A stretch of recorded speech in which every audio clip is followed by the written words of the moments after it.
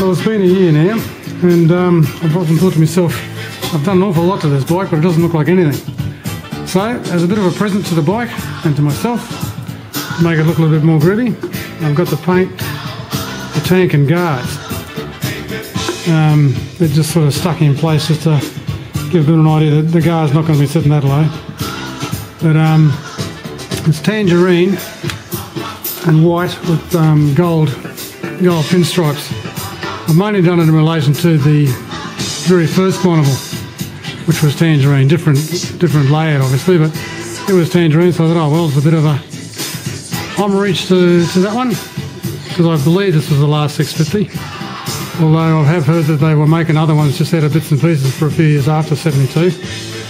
Anyway, as far as I'm concerned, this was the last one.